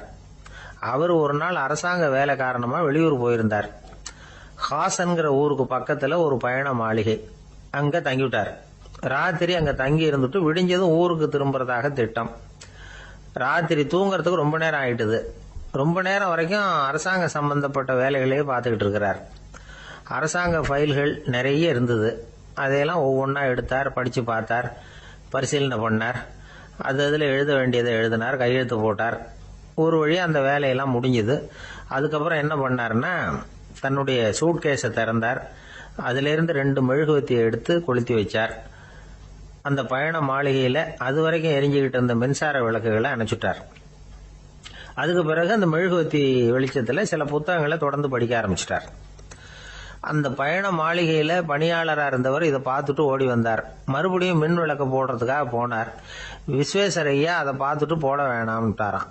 இதுவரைக்கும் நான் அரசாங்க அலுவல்களை கவனிச்சுக்கிட்டு இருந்தேன், அதனால மின் விளக்குகள் அப்ப எரிஞ்சதுல தப்பு இல்ல. இப்ப நான் புத்தகம் படிச்சுக்கிட்டு இருக்கேன், இது என்னுடைய சொந்த வேலை. இங்க இருக்கிற மின் விளக்கு அதுக்காக ஏன் எரியணும் அப்படின்னு கேட்டாராம். இப்ப இருக்கிற சில அரசு பணியாளர்கள் கிட்ட இந்த சம்பவத்தை பேச்சோட பேச்சா சொல்லி பார்த்தேன். அவங்களால இதை ஜீரணிக்கவே முடியல. நேர்மை தேவைதான் சார், அதுக்காக அவ்வளவு தூரத்துக்கு அது தேவையா அப்படிங்கிறாங்க. விஸ்வேஸ்வரையா அப்படி பண்ணினது தான் ஒரு நேர்மையாளர் அப்படின்னு இந்த உலகத்துக்கு நிரூபிக்கணுங்கிறதுக்காக இல்ல. தான் அப்படி நடந்து காட்டினா தன்னை சுத்தி இருக்கிறவங்களும் அதை கேள்விப்படுறவங்களும் முடிஞ்ச அளவுக்கு பொது வாழ்க்கையில அரசு பணியில நேர்மையை கடைபிடிக்க முயற்சி பண்ணலாமே அப்படிங்கிறதுக்காகத்தான். இப்பவும் சில பேர் இருக்கிறாங்க, இவங்க ஆபீஸ் வேற வீடு வேறன்னு நினைக்கிறது இல்ல, அவ்வளவு உரிமை. ஒருத்தர் அப்படிதான், அவருக்கு அவசரமா 5000 ரூபாய் தேவைப்பட்டது. ஆபீஸ் பணத்தை எடுத்துக்கிட்டார். அந்த நேரம் பார்த்து ஆடிட் வந்துட்டுது. ஆப்பிட்டுக்கிட்டார். விசாரணை நடக்குது. அவர் சொல்றார், சார் நான் நேரம் காலம் பார்க்காம ஆபீஸ்ல வேலை செய்வேன், ஏன்னா அதை என்னோட ஆபீஸா நினைக்கிறேன். அவசரத்துக்கு அந்த பணத்தை எடுத்தேன், மறுபடியும் வச்சுடலாம்னு தான் இருந்தேன், அதுக்குள்ள இப்படி ஆயிட்டுது. நீங்க என்ன நினைச்சாலும் சரி, நான் ஆபீஸ் வேற வீடு வேற அப்படின்னு நினைக்கிறது இல்ல, அது என்னோட சுபாவம் அப்படின்னார்.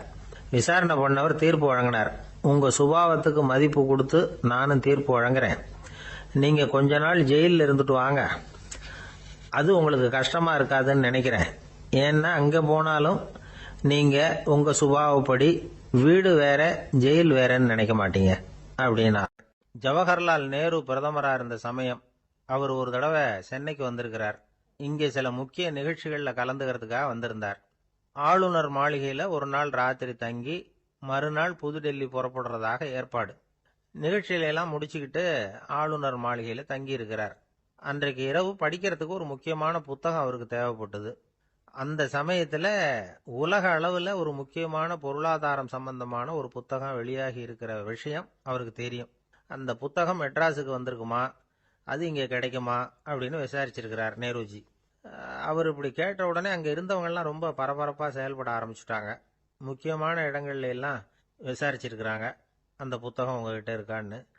சென்னையில உள்ள கன்னிமாரா நூல் நிலையத்துக்கு எப்படியும் அந்த புத்தகம் வந்திருக்கணும் அப்படின்னு ஒரு நம்பிக்கை. அங்க விசாரிச்சாங்க. அந்த புத்தகம் 2 நாளைக்கு முன்னாடி தான் அங்க வந்திருக்குது அப்படிங்கிற விஷயம் தெரிஞ்சது. உடனே எல்லாரும் அங்க ஓடினாங்க. அவங்களுக்கு இன்னொரு சந்தேகம், புத்தகம் வந்திருக்கு சரி, அது இந்த சமயத்துல வேற யாரும் படிக்கிறதுக்கு எடுத்துட்டு போயிருக்க கூடாதே அப்படிங்கிற சந்தேகம் இருந்தாலும் மனசுக்குள்ள ஒரு தைரியம். இப்படி ஒரு புத்தகம் வெளிவந்திருக்கிற விஷயமே நேருஜி சொல்லி தான் நமக்கே தெரியும். அதுவும் இல்லாம உலக பொருளாதாரம் சம்பந்தமான ஏதோ ஒரு புத்தகம் அது. அதை போய் இந்த நேரத்துல அவ்வளவு ஆர்வமா யாரு எடுத்துட்டு போயிட போறாங்க அப்படிங்கிற தைரியம். இந்த தைரியத்தோட அந்த நூல் நிலையத்துக்கு ஓடினாங்க. புத்தகத்தை தேடுனா அது கிடைக்கல, யாரோ எடுத்துட்டு போயிருக்கிறாங்க. நேருவுக்கு மட்டுமே தெரிஞ்சிருந்த அந்த புத்தகம் பத்தின விஷயம் சென்னையில வேற ஒருத்தருக்கும் தெரிஞ்சிருக்குது. உடனே எல்லாரும் பரபரப்பா அந்த அதுக்குன்னு இருக்கிற ரிஜிஸ்டர் இருக்குல்ல, பதிவேடு, அதை புரட்டி பாக்குறாங்க, யார் எடுத்துட்டு போறாங்கன்னு தெரிஞ்சுக்கிறதுக்காக. எடுத்துட்டு போனவங்க அதுல கையெழுத்து போட்டிருப்பாங்கல்ல, அதை பார்த்து யாருன்னு தெரிஞ்சுக்கலாம் அப்படிங்கிறதுக்காக தான் அதை புரட்டுறாங்க. அதோ அந்த புத்தகத்தோட பேரு பக்கத்துல அதை எடுத்துக்கிட்டு போனவங்க கையெழுத்து. உத்து பாக்குறாங்க எல்லாரும். அதுல போட்டிருக்குது பேரு CN அண்ணாதுரை அப்படின்னு எழுதியிருந்தது. அவரு தான் பேரறிஞர் அண்ணா. நேரு படிக்க விரும்பின ஒரு புத்தகத்தை அதே நேரம் படிக்க விரும்பின இன்னொரு தலைவர் இவர். படிக்கிறதுல அவருக்கு இருந்த ஆர்வத்தை நாம தெரிஞ்சுக்கணும்னா அதுக்கு எவ்வளவோ சம்பவங்கள் இருக்கு. கடைசி காலத்துல அவர் அடையாறு மருத்துவமனையில படுத்திருக்கிறார். அவருக்கு ஒரு முக்கியமான அறுவை சிகிச்சை செய்ய வேண்டியிருக்குது அவசரமா. அமெரிக்காவிலிருந்து டாக்டர் மில்லர் வந்திருக்கிறார். அவர்கிட்ட கேட்கிறார், டாக்டர் நாளைக்கே அறுவை சிகிச்சை செய்ய போறீங்களா அப்படின்னு. ஆமாங்கிறார் டாக்டர் மில்லர். நாளைக்கு மறுநாள் செஞ்சுக்கிறேனே அப்படின்னாராம் அண்ணா. ஏன் ஏதாவது நாள் பாக்குறீங்களான்னு கேட்டிருக்கார். இல்ல, ஒரு புத்தகத்தை படிச்சுக்கிட்டு இருக்கிறேன், அதை நாளைக்குள்ள முடிச்சிருவேன், அதுக்கப்புறம் நான் இறந்தாலும் கவலை இல்லை அப்படின்னாராம் இவர். அவர் தான் அறிஞர் அண்ணா. சங்ககால நூல்கள்ல இருந்து சமீபத்துல வந்த நூல்கள் வரைக்கும் எல்லாம் அவர் படிச்சிருக்கிறார். ஒரு திருமண விழாவில் அவர் பேசும்பொழுது சொன்ன விஷயம் இது. சங்க காலத்துல காதலியை மணக்க விரும்புகிறவனுக்கு அவனுடைய தந்தை வீர சோதனைகள்லாம் வைப்பாரு. போய் புலிப்பல்லு கொண்டுகிட்டு வா, அப்போதான் என் பொண்ணை கொடுப்பேன் அப்படின்னு சொல்லுவார். காதலன் உடனே காட்டுக்கு போவான், ஒரு புலியை கொன்று அதனுடைய பல்ல கொண்டுகிட்டு வருவான். அதை வீர பதக்கத்துல பதிச்சு அவனுக்கு மாமனார் சூட்டுவார் கல்யாண சமயத்துல. இப்போலாம் காதலன் கிட்ட அப்படி சொல்ல முடியாது. இப்போலாம் காதலன் கிட்ட காட்டுக்கு போய் புலிப்பல் கொண்டுகிட்டு வான்னு யாராவது சொன்னா புலிதான் மாப்பிள்ளையா வந்து சேரும் அப்படின்னார். வங்க நாவலாசிரியர் சரத் சந்திரர் ஒரு நண்பர் அவர்கிட்ட வந்தார். வழக்கமா எல்லா எழுத்தாளர்கள்கிட்டையும் கேட்கிற ஒரு கேள்வியை கேட்டார். நீங்க எழுத்துத்துறைக்கு வந்தது எப்படி? இதுதான் கேள்வி.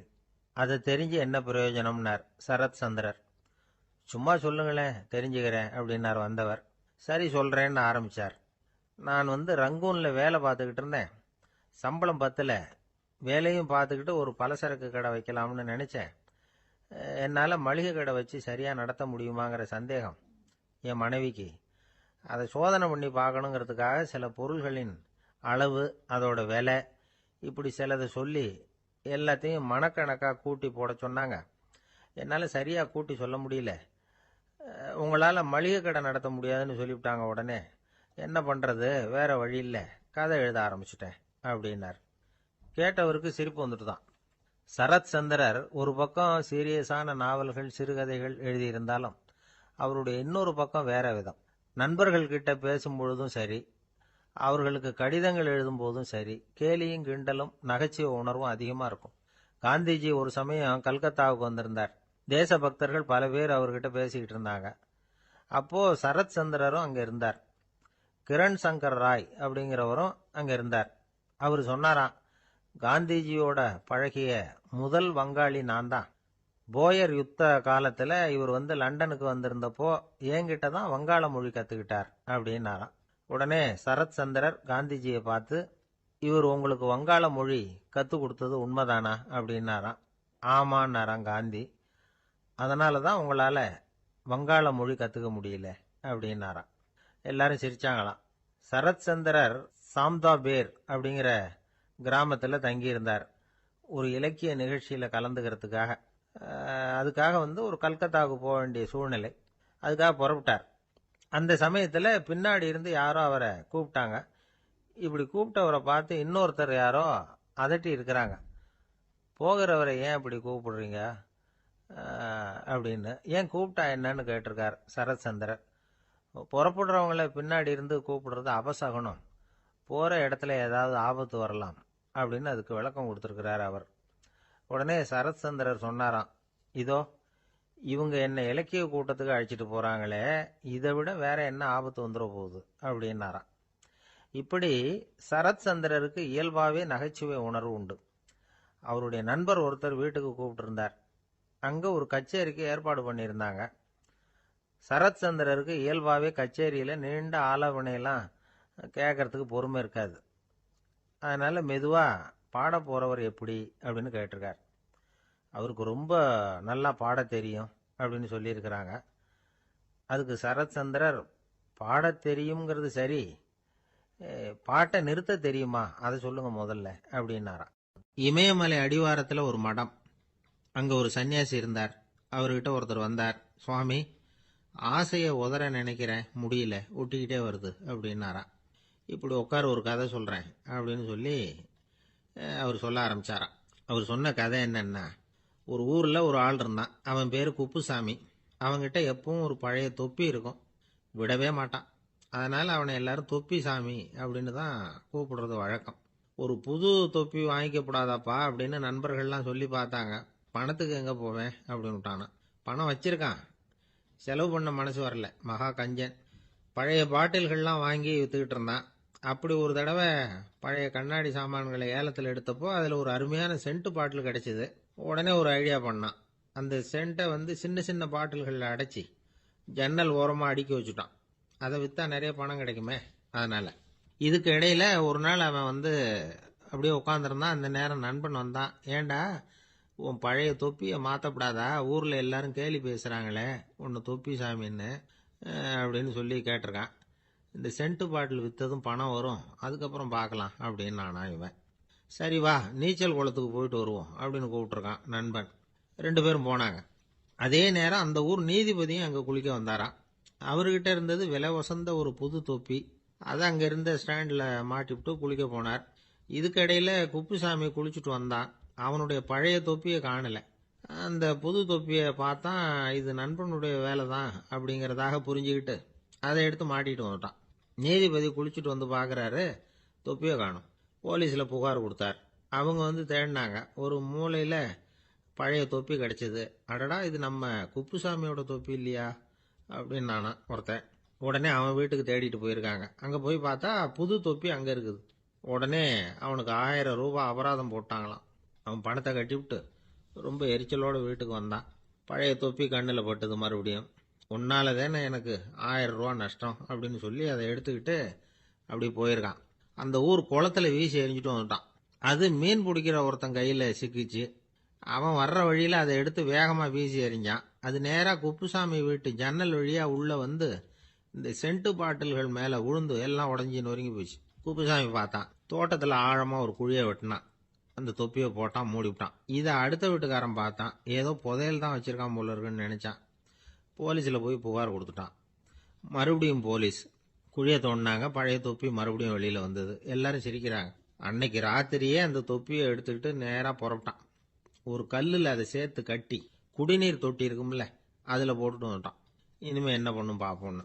ஒரு நாள் திடீர்னு குழாயெல்லாம் அடைப்பட்டு போச்சு. மாநகராட்சி அலுவலர்கள் வந்து என்னன்னு பார்த்தா அந்த பழைய தொப்பி குழாயை அடைச்சிக்கிட்டு இருக்குது. இது குப்புசாமியோட தொப்பிங்கிறது தான் எல்லாருக்கும் தெரியுமே. உடனே குடிநீரை வந்து பாழாக்கணத்துக்காக குப்புசாமிக்கு கோர்ட்டு 2500 ரூபாய் அபராதம் போட்டுவிட்டது. அதையும் கட்டிவிட்டு வெளில வந்தான். கடைசியா முடிவு பண்ணான். ஒரு நெருப்பு குச்சியை கிழிச்சான். தொப்பியை கொளுத்தினான். எரிஞ்சது. எடுத்து வெளில எரிஞ்சான். கொஞ்ச நேரத்துல தீ அணைப்பு படம் வந்துட்டுது. ஆமா, இவன் எடுத்து எரிஞ்சது வெளியில விழுந்து வீட்டு கூரையே பத்திக்கிட்டு எரிய ஆரம்பிச்சுட்டுது. அவனோட பணத்தாசையும் அதோட சேர்ந்து எரிஞ்சு போச்சான். இப்படி ஒரு கதை. இந்த கதையை சொல்லி முடிச்சார் அந்த இமயமலை அடிவாரத்துல இருந்த சன்னியாசி. இப்ப அந்த குப்புசாமி எங்க இருக்கிறான்னு கேட்டார் எதிரில இருந்தவர். இதோ உன் எதிரிலே இருக்கிறான், நான் தான் அந்த குப்புசாமி அப்படின்னாராம் அந்த சன்னியாசி. அந்த குப்புசாமி கிட்ட இருந்தது மாதிரி ஒரு பழைய தொப்பி நம்ம ஒவ்வொருத்தர்கிட்டையும் உண்டு. அதை எப்படி தொலைக்கிறதுன்னு தெரியாம தடுமாறிக்கிட்டு இருக்கிறோம். அது என்ன தொப்பிங்கிறீங்களா? அதுதான் நம்மை சூழ்ந்திருக்கிற மாயை அப்படிங்கிறார் சுவாமி சின்மயானந்தர். மெய்ஞானம் கிடைக்கிறப்போ மாயை வந்து எரிஞ்சு போகும் அப்படிங்கிறது அவருடைய கருத்து. நம்மால் ஒருத்தர் வேகமா ஓடி வந்தார். காலில் மாட்டியிருந்த பழைய செருப்பு 2ஐயும் ஆவேசமா தூக்கி ஒரு கிணத்துல போட்டுட்டு வெறுங்காலோட நடந்து வந்துகிட்டு இருக்கிறார். ஏன் அப்படி பண்ணீங்க அப்படின்னு கேட்டோம். அந்த செருப்புக்கு சொந்தக்காரன் வந்து பின்னாடி வந்துகிட்டு இருக்கிறான், அதனால அப்படி பண்ணேன் அப்படிங்கிறார் இவர். ஒரு நண்பர் இருக்கார். எப்ப பார்த்தாலும் கையில ஒரு புத்தகம் இருக்கும். புத்தகம் இல்லாம எங்கேயும் புறப்பட மாட்டார். எதுக்காக இப்படி எடுத்துட்டு போறீங்க அப்படின்னு கேட்டா, எனக்கு இது ஒரு நல்ல நண்பன் மாதிரி. இந்த காலத்துல எங்க போனாலும் காத்திருக்க வேண்டியிருக்கு. அது மாதிரி சமயத்துல நான் வந்து நண்பன் கூட பேசிக்கிட்டு இருப்பேன் அப்படிம்பாரான். ஒருத்தர் ஒரு பெரிய அரச பதவியில் இருந்தார். அவர் பதவியிலிருந்து இறங்க வேண்டிய சூழ்நிலை. அரசு கொடுத்திருந்த வீட்டை விட்டுட்டு வெளியில வர்றார். வரும்பொழுது 2 கையிலையும் 2 பெட்டியை எடுத்துட்டு வந்தாராம். சார், உங்களுடைய உடைமைகள் அப்படின்னு கேட்கறாங்க அங்க இருந்த ஊழியர்கள்.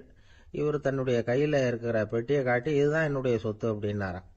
ஒரு பெட்டியில அவருடைய உடைகள், இன்னொரு பெட்டியில அவர் விரும்பி படிக்கிற புத்தகங்கள். அவ்வளவுதான். இதுதான் இருந்துதான்.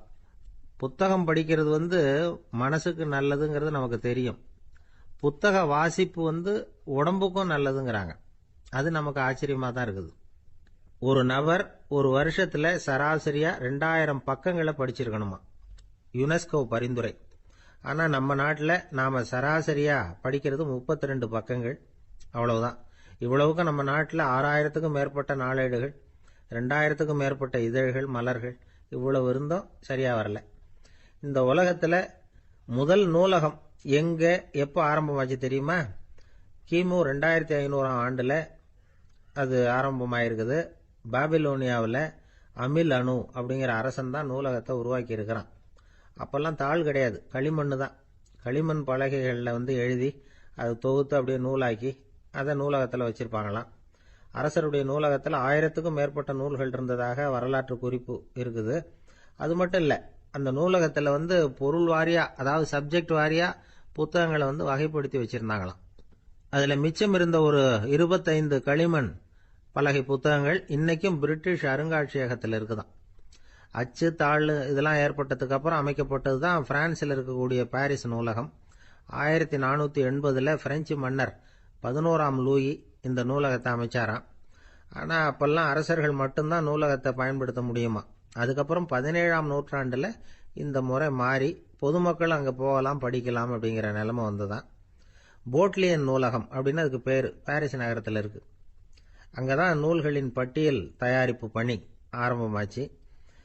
கல்வி வளர்ச்சியையும் நூலகத்தையும் இணைச்சவர் நெப்போலியன் போனபார்ட். முன்பணம் செலுத்தி புத்தகத்தை படிக்கிற முறையையும் அவர் தான் கொண்டுட்டு வந்தாராம். மக்கள்கிட்ட வசூலிக்கிற வரியின் ஒரு பகுதியை நூலகத்துக்கு பயன்படுத்தினவரும் அவர் தானா. நெப்போலியன் நூலகத்தில் உலகத்தில் உள்ள எல்லா மொழி நூல்களும் இருக்குதான். அங்கே ஒரு தமிழ் நூலும் இருந்திருக்குது. அது என்னன்னா கம்பராமாயணம்.